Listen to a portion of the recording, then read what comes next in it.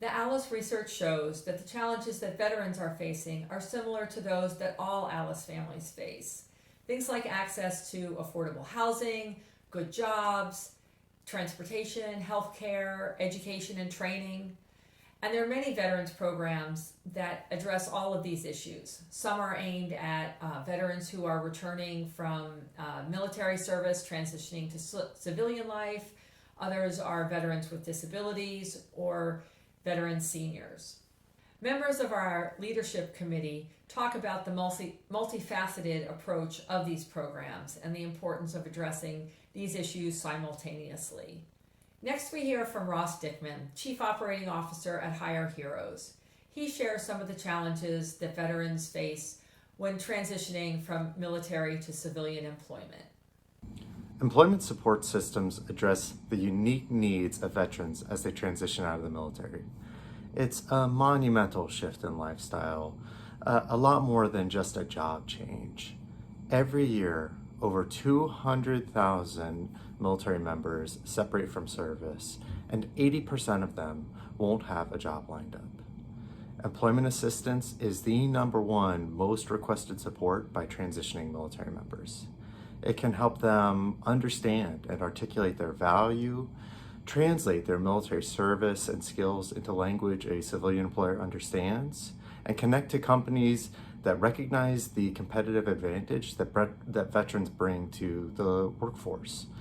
It not only sets up their military family for financial stability, but it reduces the stress of the transition, and it can lead to much more longer-term positive health outcomes. When it comes to housing, most veterans have the stability of home ownership. In fact, 78% of veterans own their own home. This is much higher than the civilian population.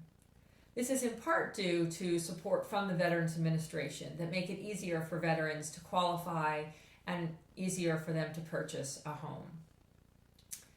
22% of veterans are renters, and they are more likely to be below the ALICE threshold. We also see that veterans below the ALICE threshold are more likely to be cost burdened, whether they're renters or owners. In fact, 55% of renters below the ALICE threshold and 36% of owners below the ALICE threshold are cost burdened. Those who are cost burdened are more vulnerable to housing instability and more likely to become homeless. Next, we hear from Anna Elizabeth Montgomery, a leadership committee member and an associate professor at the University of Alabama.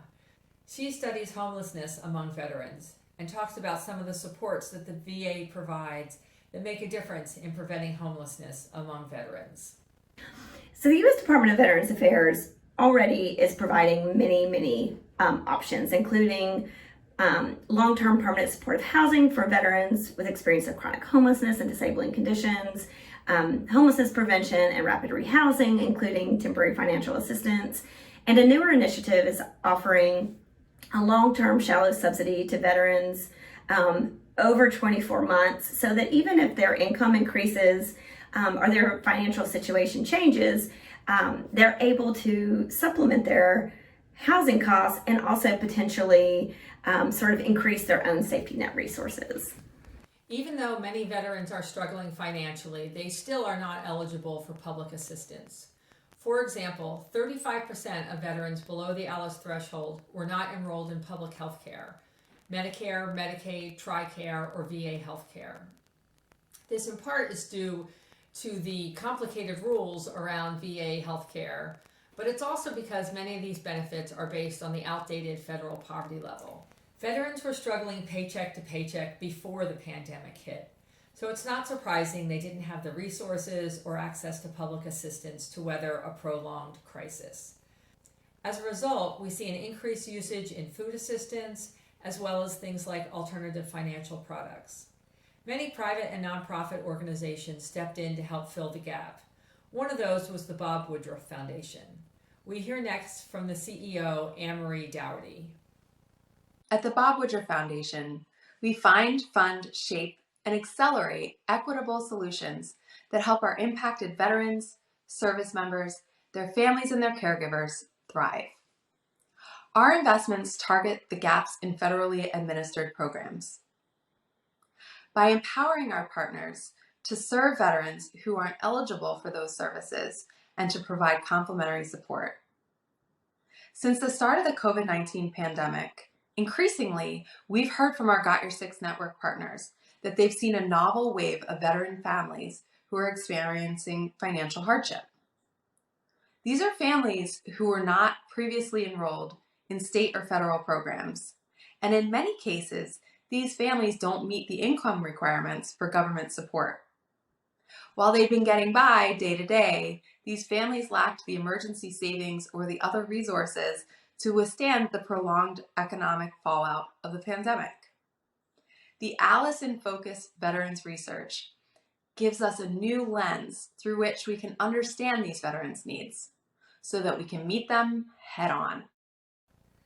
The pandemic also impacted veterans' access to mental health services that are critical to helping veterans through difficult times, especially transitioning from military to civilian life. Next, we hear from recent veteran Adrian Gray about his experience and his advice. I would first like to say that I am a veteran that went and got mental health services multiple times during my transition. That is, if I had to name a top three, it's probably number one in your transition. Being able to get the mental health services you need are very important because it's going to be a lot that comes at you every day, and you can't do it by yourself. And you don't want to get to a place where, you feel like you're alone and other dark thoughts might come to your mind. But being able to use the mental health services that are available to navigate this process makes all the world of a difference, because it can get heavy. It made a difference in my life in active duty and as a transitioning service member, because you need someone to talk to. It might not feel like it at times, but just having that person that you can call when you need help or you just don't know what to do next, having that mental health rep to be there to navigate, not tell you what to do, but to navigate definitely is a difference maker. Thank you for joining today, and I hope it's just the beginning. Veterans are an important part of our community, and we've all benefited from their service and sacrifice. We look forward to working with you to ensure that all veterans can meet their basic needs and support their families.